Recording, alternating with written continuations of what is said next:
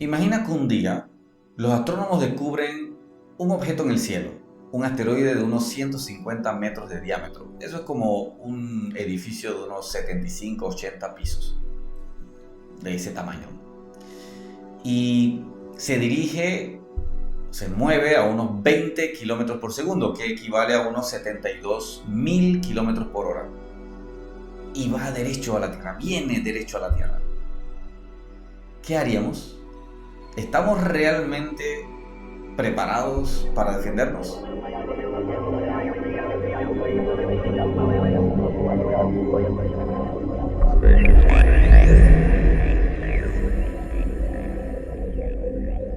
Soy Ronnie Delgado, astrofísico, y esto es el podcast Descubre el universo que no vemos en nuestro día a día.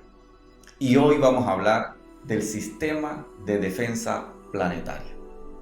Un sistema que parece una ficción, o muchos creen que es mentira, que eso para qué. Y bueno, hoy vamos a desmentir todo eso. Vamos a hablar del sistema de defensa planetario que existe realmente.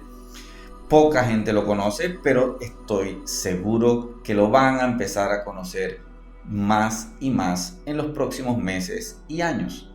Porque es, repito, una realidad.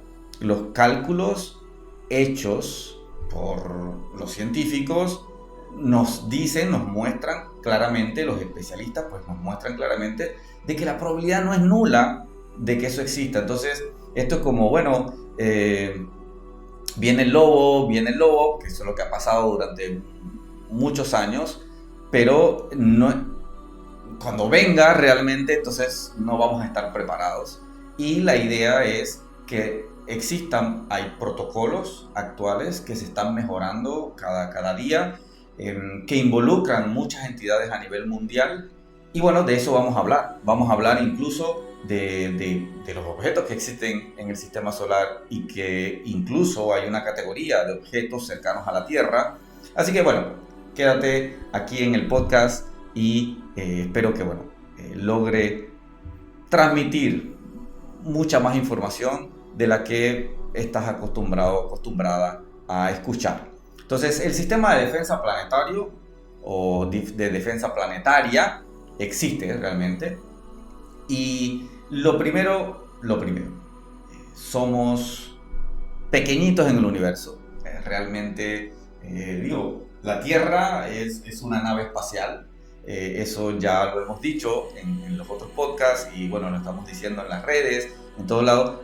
Acostumbrarnos a ver la Tierra como una nave espacial. Estamos ahí dentro y ella se mueve en el espacio, y es una nave espacial para nosotros, wow, y gigantesca, pero realmente para el universo es una pequeña piedra en el espacio girando alrededor del Sol.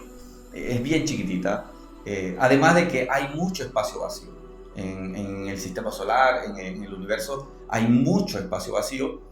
Y entonces cualquiera pecaría de, bueno, como somos tan pequeños, hay mucho espacio vacío, bueno, a lo mejor no choca ningún objeto contra nosotros, pero las evidencias indican, y cuando digo las evidencias científicas, recuerden, en este podcast hablamos de la verdad científica, y basado en los descubrimientos, en las tecnologías actuales y en todo lo que se conoce desde el punto de vista, repito, oficial, ¿no? Entonces, realmente quiero mostrar, y aquí obviamente tengo mi guía para no irme, porque mi equipo de trabajo a veces me regaña, eso se lo digo, y quiero hacerlo público. Ahí se están riendo, porque me regaña porque yo empiezo a hablar de todo y no sigo a veces el guión. Entonces hoy estoy regañado y tengo mi guión y necesito seguir el guión. Entonces, en ese sentido, entendiendo que el universo tiene mucho espacio, que la Tierra es pequeña, hay otras realidades que son importantes mencionar. Prácticamente se entiende, al menos la teoría más aceptada hasta el momento, es que hace 66 millones de años un asteroide chocó contra la Tierra, y casualmente o prácticamente ese choque causó la extinción de los dinosaurios. Esa es la teoría más aceptada hasta el momento. Y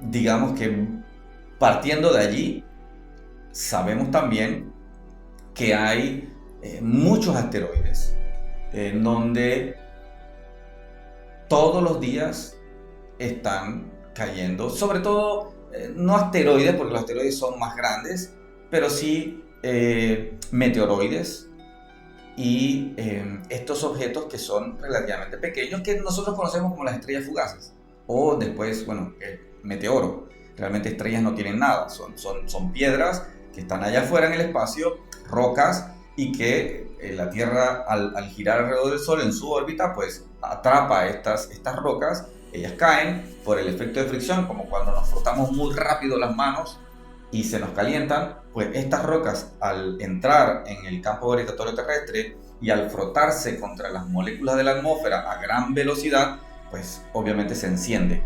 Y entonces esa es lo que vemos.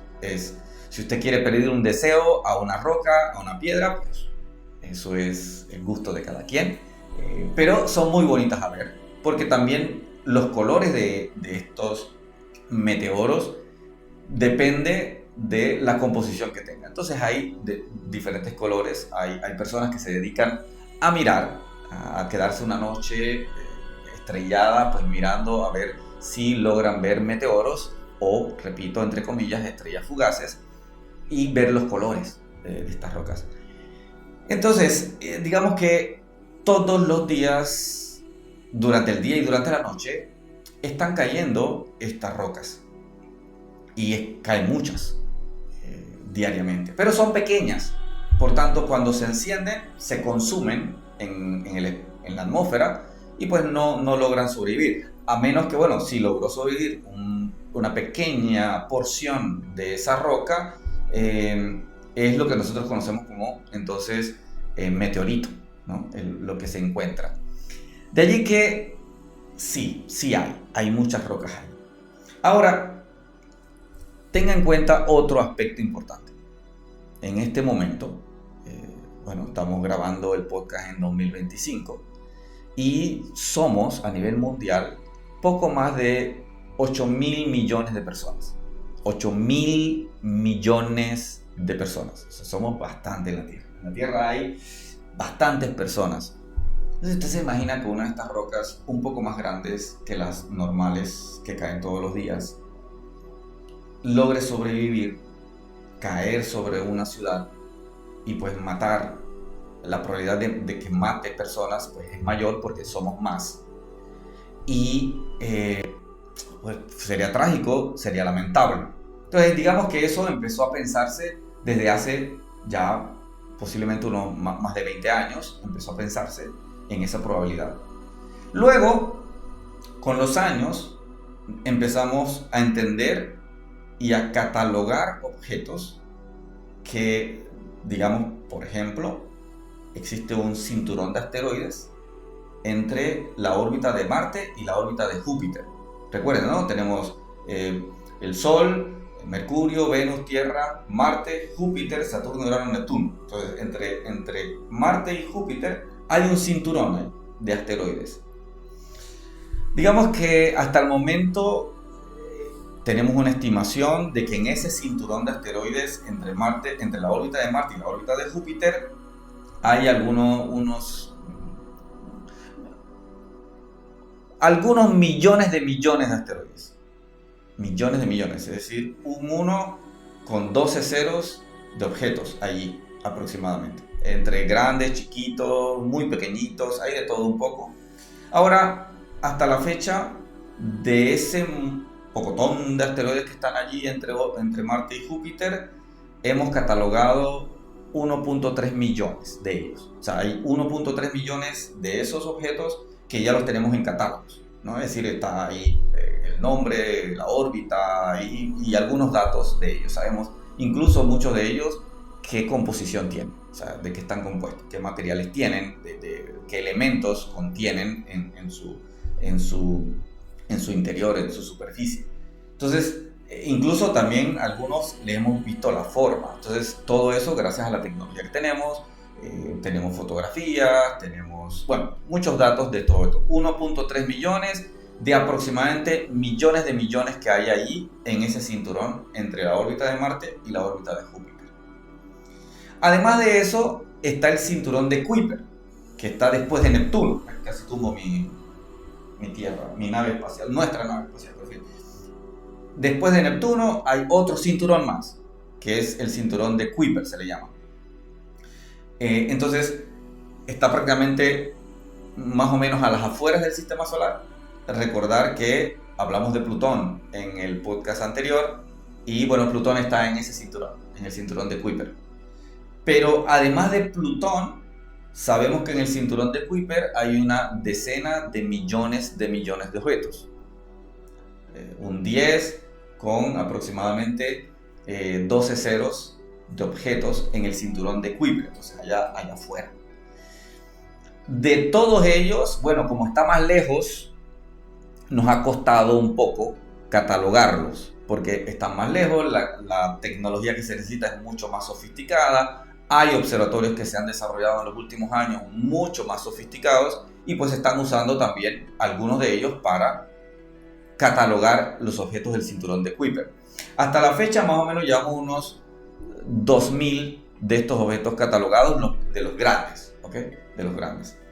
Pero, repito, se calcula, se estima que hay una decena de millones de objetos del cinturón de Kuiper. Ahora, imagínense, repito, estamos cinturón de asteroides con millones de objetos entre la órbita de Marte y la órbita de Júpiter. Millones de objetos en otro cinturón que está después de Neptuno, llamado cinturón de Kuiper. Y luego los cometas que observamos desde hace mucho tiempo, los cometas nos dan una idea de que existe otra esfera llena de objetos alrededor del Sol y de todos los planetas que conocemos con el nombre de la nube de Oort. En la nube de Oort, ¿cuántos objetos hay? Adivinen, millones de millones más. Y casualmente de allá vienen los cometas. Entonces, y bueno, venimos observando cometas hace tiempo. Siguiendo con la guía, entonces tengo que mencionar igual que recientemente hubo la gran noticia esta de el objeto 3i Atlas, que también hicimos el primer podcast de esta serie, fue de 3i Atlas. Y 3i Atlas casualmente es un objeto que nos visita de fuera del sistema solar. Entonces, o sea que hay objetos que vienen de otras partes de nuestra galaxia y que también entran y podrían pasar dentro de nuestro sistema solar. Entonces 3i Atlas, a propósito, recuerden que ahora durante el mes de octubre va a estar relativamente cerca del Sol. Y bueno, y está pasando relativamente hablando cerca de la Tierra. O sea, está bien lejos de la Tierra, pero bueno, relativamente hablando cerca de la Tierra, cerca del Sol, y viene de fuera del sistema solar. Entonces, si ven, hay millones de rocas allá afuera. La probabilidad de que una de ellas intercepte a la Tierra no es nula.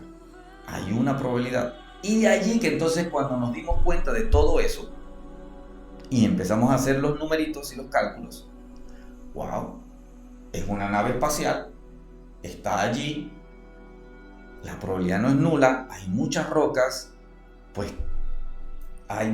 somos 8 mil millones de personas, poco más de 8 mil millones de personas en el mundo, y se calcula que para 2037 llegaremos a los 9 mil millones. Entonces, bueno, hay que defendernos como especie, ¿no? Entonces, bueno, miremos el asunto de otra manera y, bueno, vamos a crear un sistema de defensa. Y ahí nace lo que se llama, o lo que se llamó en su momento, la defensa planetaria. De allí que entonces en los años 90, la NASA y otras agencias espaciales, recuerden que hay muchas agencias espaciales, pero bueno, normalmente acá conocemos más la NASA, pero está la Agencia Espacial Europea, la japonesa, JAXA, está la Agencia Espacial Argentina, la brasilera, está la mexicana, canadiense, Italia, Francia, o sea, todos tienen agencias espaciales, todos estos países. Y bueno, pero específicamente la NASA, digamos que empezó como a gestionar estos catálogos de objetos que ahora conocemos como objetos cercanos a la Tierra, o NEOs en inglés, ¿no? Near Earth Objects, objetos cercanos a la Tierra. Entonces, y eso se comenzó en los años 90, se cumplió con todo lo que acabo de mencionar hace un momento, con un numerito, bueno, 1.3 millones, que sabemos que están entre la órbita de Marte y Júpiter, los 2000 que ya hemos catalogado, que están en el cinturón de Kuiper, entre otros, más las estimaciones basadas en ciertos cálculos que se hacen bastante rigurosos. Y entonces se dice, wow, esto es importante. Así que se crea lo que se conoce como la Oficina de Coordinación de Defensa Planetaria de la NASA. O sea, la NASA crea la Oficina de Coordinación de Defensa Planetaria. Bueno, empiezan a organizar simulacros, empiezan a revisar catálogos, se empieza a mejorar todo ese sistema de poder tener un mapa bastante claro, importante sobre estos objetos y, repito, defender nuestra nave espacial. O al menos detectar si nuestra nave espacial tendría o estaría comprometida en el futuro, próximo o lejano. Entonces, de allí que, bueno, se crea también un protocolo, sea como protocolo de defensa. Ahora otras instancias, bueno, mediante que menciono el protocolo, voy a mencionar las diferentes instancias que hay, que casualmente hace poco hubo un asteroide que bueno, se creía que iba a chocar contra la Tierra en 2032, casualmente los cálculos daban, bueno, ahora hablamos un poquito de él, pero creo que muchos de ustedes probablemente escucharon hablar de este asteroide, y eso fue gracias al protocolo que se comenzó a cumplir. Así que ya el protocolo de defensa planetaria existe, y él consiste en lo siguiente: hay observatorios a nivel mundial que están observando el cielo, haciendo mapas del cielo, y están observando el cielo continuamente, todas las noches. Entonces, cuando detectan un objeto, digamos que no está en los catálogos, entonces emiten un comunicado. Esto hace que otros observatorios puedan ver ese comunicado y verificar. Entonces se verifica que eso es un objeto nuevo, que no está en ningún catálogo, que nadie lo haya descubierto, etcétera, etcétera. Y también se determina, se hace cálculos en base a los puntos observados, se hace cálculos de la posible órbita. Y esa posible órbita de ese objeto, o gracias a la estimación de esa posible órbita, se calcula un índice de posibilidad de impacto contra la Tierra. Y entonces allí se da el anuncio del descubrimiento del objeto, más el cálculo o la estimación del índice de posibilidad de impacto. Y se comunica a la red, esta es la nueva, esta no la había mencionado, es la Red Internacional de Alerta de Asteroides. Esta es una red global, nueva, que se creó recientemente. Repito, Red Internacional de Alerta de Asteroides. Se comunica eso allá. Entonces, esta red lo que hace es que verifica. Uno, tiene que verificar dos cosas. Uno, que la probabilidad de impacto contra la Tierra en un futuro próximo sea mayor a 1%. Y además, que el tamaño de ese objeto sea mayor a 10 metros. Ahora, 1% es bien pequeño, ¿eh? Uno podría decir, bueno, pero 1% de 100% es casi que no se va a chocar. No, pero ese es el protocolo, casualmente. Si es mayor a 1%, y ahora les explico por qué es importante tomar ese 1% como el más, o el límite menor, ¿no? para proceder con todo el protocolo. Entonces, al cumplir con estas dos condiciones, la Red Internacional de Alerta de Asteroides manda un comunicado oficial a la UNOOSA, que es la UNOOSA, es la Oficina de Asuntos Espaciales de las Naciones Unidas. Allá en las Naciones Unidas existe una oficina especial que trata de todos los problemas y temas y discusiones del espacio, sobre el espacio. Entonces, allí la Red Internacional de Alerta de Asteroides envía el comunicado oficial diciendo, mira, detectamos este asteroide, tiene más de 10 metros de tamaño, de diámetro aproximadamente, y además la estimación de la posibilidad de impacto en un futuro próximo contra la Tierra es mayor al 1%. Entonces ya, ahí se da la alerta. Entonces las Naciones Unidas emiten el comunicado a los Estados miembros, y los Estados miembros eso lo hace a través del Ministerio de Relaciones Exteriores de todos los Estados miembros, y entonces de ahí se comunica a los medios de comunicación. Evidentemente los medios de comunicación también pueden, y normalmente se enteran un poco antes cuando hay comunicados de prensa, puesto que entraron a la página web oficial de la Red Internacional de Alerta de Asteroides, que pues sube también en su página web la alerta. Entonces este es el protocolo. Si usted quiere, pues la Red Internacional de Alerta de Asteroides, con sus siglas en inglés, es IAWN. Entonces usted pone ahí en la web IAWN.net,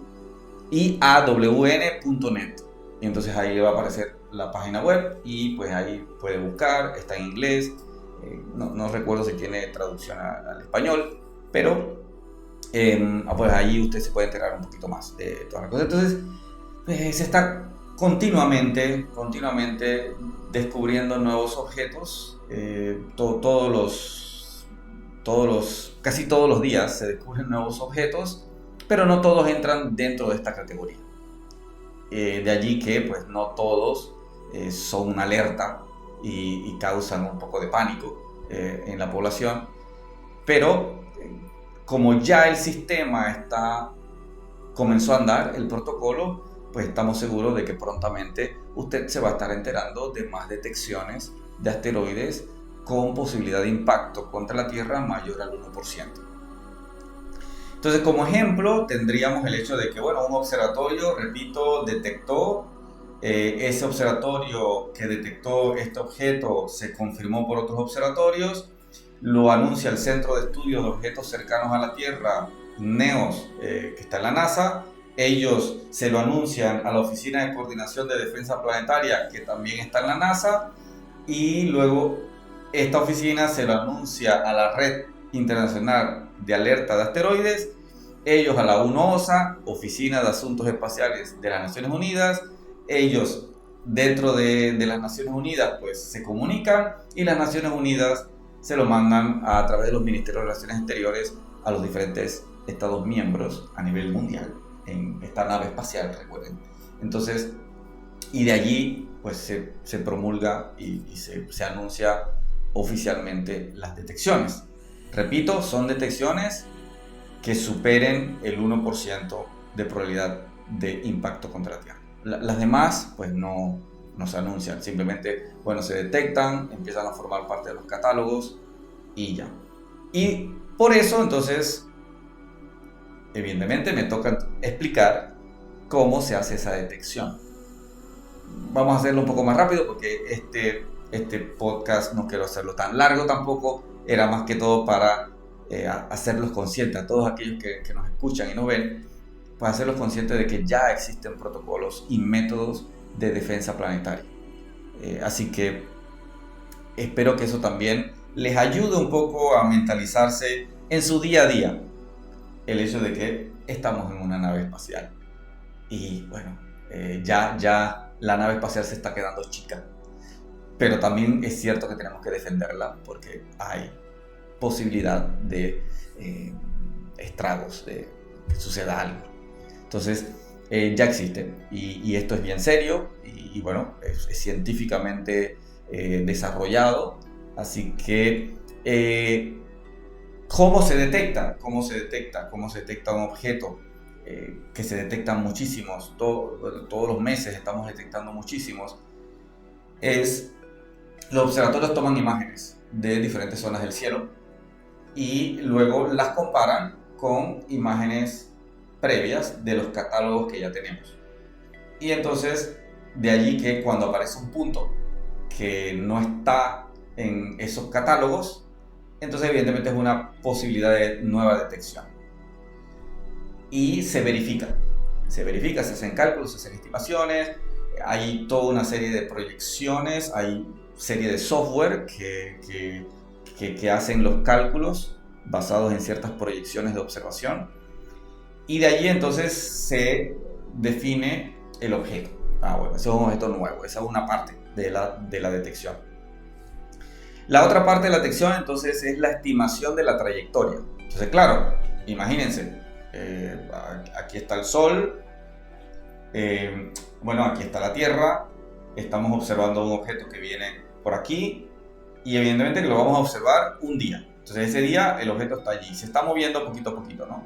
Pero los puntos que tenemos observados de ese objeto son bien pocos y están bien cerquitas unos de otros. Entonces esos puntitos hace que los cálculos de la trayectoria total tengan muchos márgenes de error. Porque realmente digamos que la precisión en el cálculo de la órbita va a depender de qué tantos puntos yo tenga medidos con las imágenes, con los telescopios, de ese objeto, de la trayectoria de ese objeto. Y así yo puedo hacer la trayectoria total del objeto. Y puedo proyectarla, digamos, a 5 años, 20 años.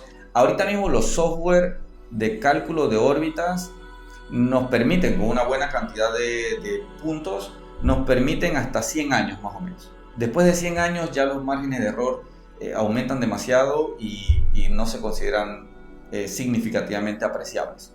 Entonces, de ahí que más o menos tenemos proyecciones hasta 100 años de un objeto. Pero repito, para eso tenemos que tener muchos puntos de ese objeto, seguir observándolo durante muchos días, meses y algunos años. Tenemos que observarlo porque a veces las órbitas son muy grandes. De allí que, por ejemplo, si el objeto fue detectado hoy y seguimos observando durante la próxima semana, los márgenes de error todavía son un poco grandes. Entonces, de allí que puede ser que en esa semana, en esas 2 semanas de observación, yo detecto un objeto que tiene un porcentaje de probabilidad de chocarse contra la Tierra de 50%. Estoy inventando, ¿ah?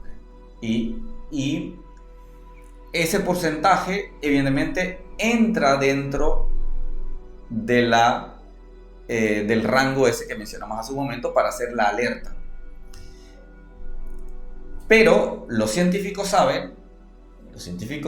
sabemos que tiene un margen de error muy elevado, por tanto es muy riesgoso decir, hey, sí, hay un 50%, la población se vuelve loca, ¿no? O sea, 50%, o sea, muy probablemente va a chocar contra nosotros y todo el mundo se vuelve histérico, y ese no es el propósito del sistema de alerta planetaria. El propósito es de hacer detecciones confiables.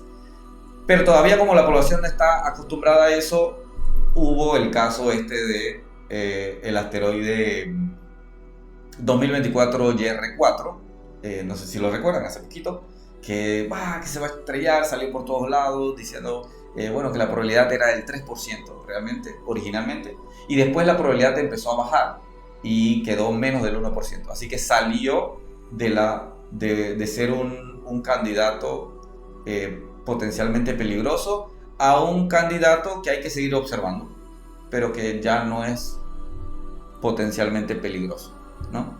Entonces, y como venía diciendo en el ejemplo, yo puedo calcular también que tiene 50% de probabilidad que choque contra la Tierra, pero cuando yo siga midiendo, los cálculos y las aproximaciones que se hacen dentro de las estimaciones para ver la órbita se van mejorando cada vez más. Entre más puntos yo tengo, repito, mejor aproximación tengo de la órbita, y es allí donde entonces yo puedo decir, hey, sí, existe una probabilidad,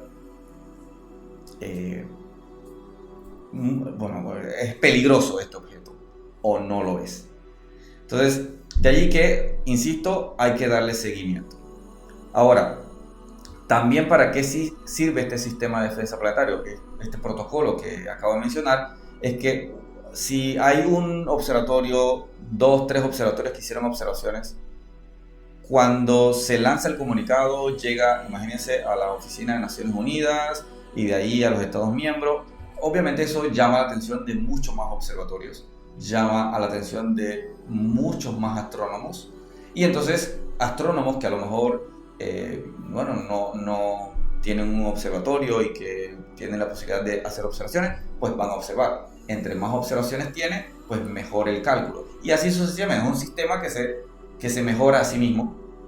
De allí que por eso se ha creado este protocolo de información sobre objetos que sean descubiertos y que sean potencialmente. Pero, insisto, a veces hay que tener un poquitito de paciencia para poder esperar los resultados con menos márgenes de error.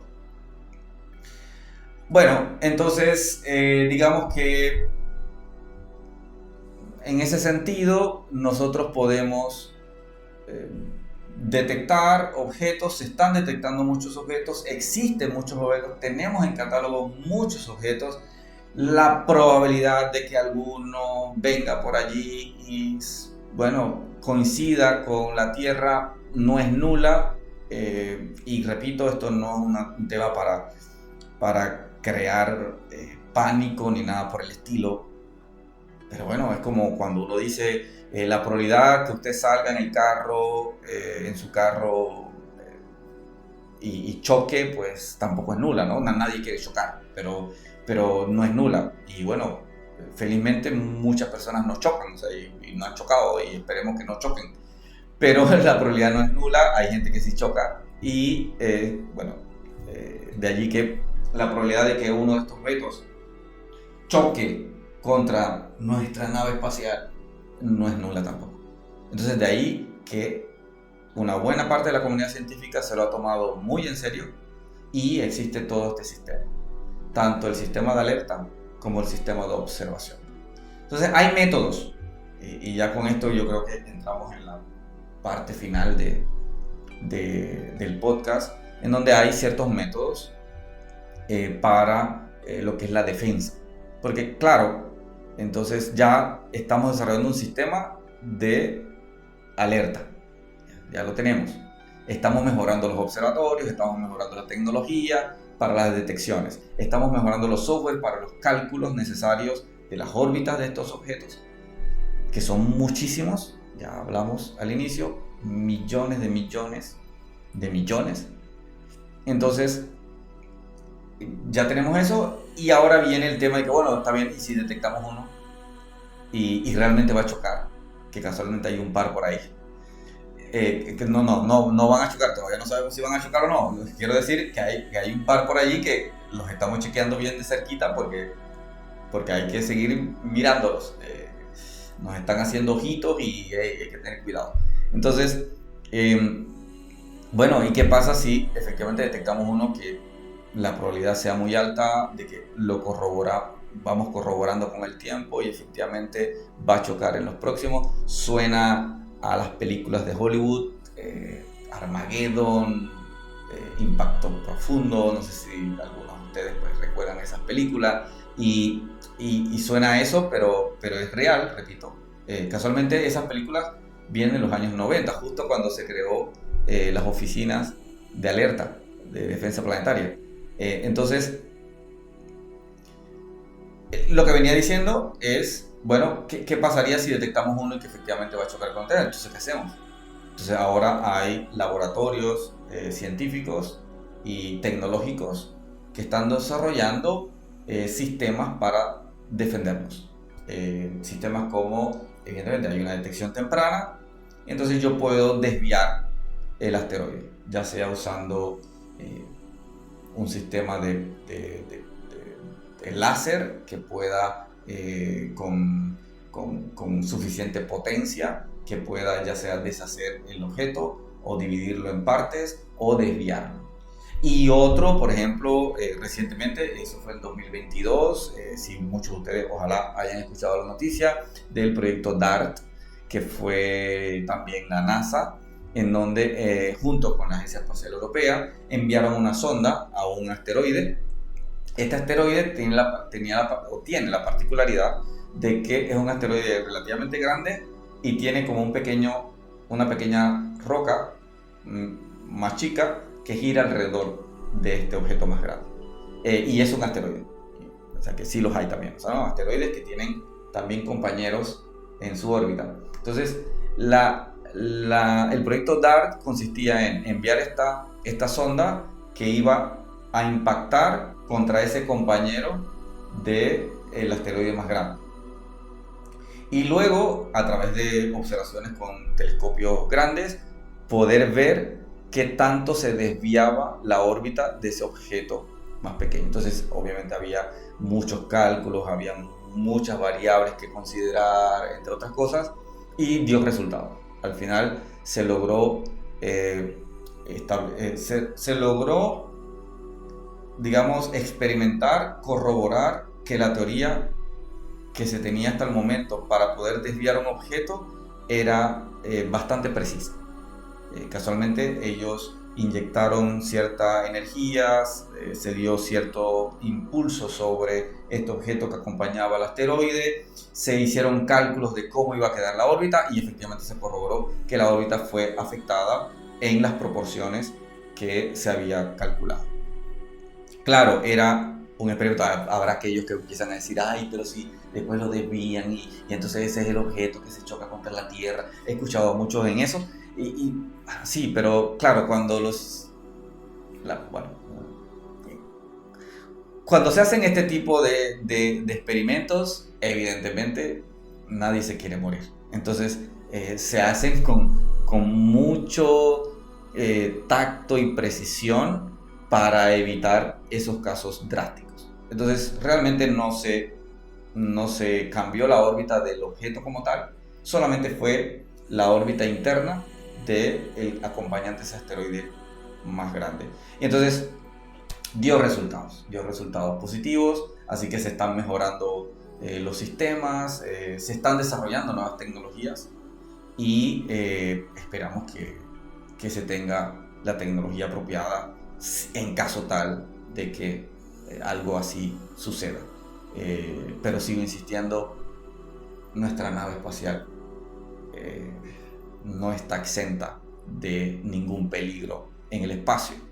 El espacio es gigantesco, entonces hay muchas cosas allá afuera que a veces nosotros en nuestro día a día no vemos, no necesariamente pensamos. Pero mientras usted escucha el podcast, yo sé, recuerde, el podcast es Descubriendo el Universo que no vemos en nuestro día a día. Entonces, por eso hablamos de estas cosas. Y los ejemplos, ya para terminar, los ejemplos. Efectivamente está Apophis. Apophis en 2029 va a pasar bastante cerca de la Tierra. Bastante, por favor. O sea, cuando digo bastante cerca es que es el objeto que muy probablemente más cerca de la Tierra haya pasado. Es relativa, pero relativamente hablando, ¿no? Entonces Apophis va a pasar. No lo vamos a ver a simple vista. Se va a necesitar posiblemente un instrumento especializado para verlo. Sin embargo, pues digamos, Apophis fue uno de los que se descubrió hace un tiempo atrás. Hubo una alerta sobre Apophis, se hicieron mayores observaciones y ya sabemos que en 2029 va a pasar sin ningún riesgo para la Tierra, pero va a pasar relativamente cerca de la Tierra. Luego está 2024 YR4, que fue descubierto este año. Recuerdan, en junio-julio fue descubierto, fue noticia.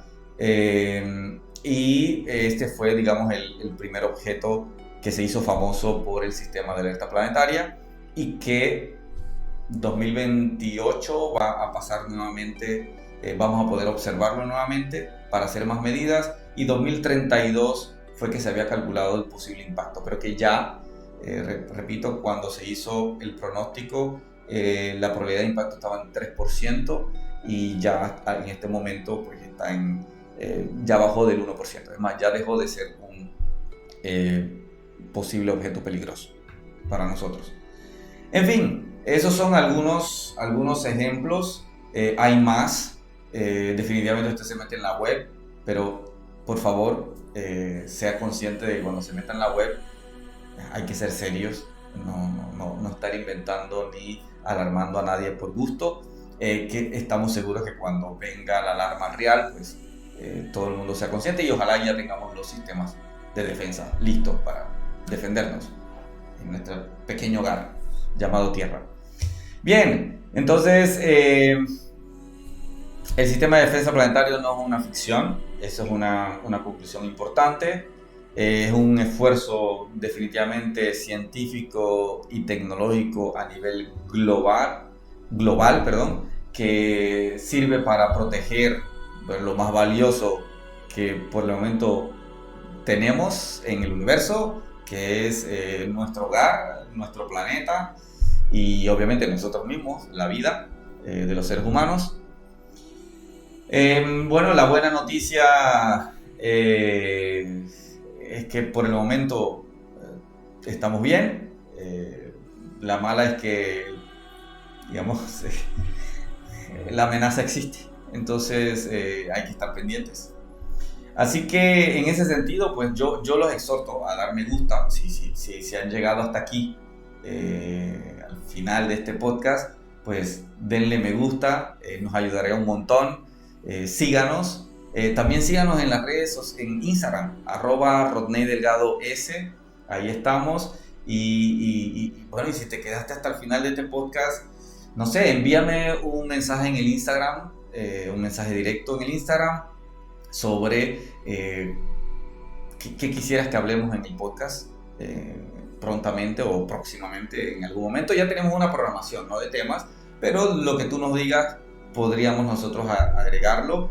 Y bueno, si no, acá abajo en este mismo video, en los comentarios de YouTube, también pues escríbenos. Queremos saber de ustedes y espero que les haya gustado este podcast. Van a venir más. Tenemos mucha emoción de poder compartir más información interesante, entre ellas temas de mapas de galaxias que se están haciendo, entre otros, por ejemplo, también el tema de que ya se están decidiendo cosas sobre esos recursos que hay en el espacio. Entonces ya se están decidiendo cosas, lo vamos a hablar en uno de los podcasts, cómo se está decidiendo esas políticas que van a regir a nivel mundial ese tema. ¿A quién le pertenecen los asteroides? El oro que hay allá y esas cosas, ¿a quién le pertenece? Entonces esas cosas se están discutiendo, imagínense. Entonces bueno, con eso los voy dejando y hasta la próxima. Chao.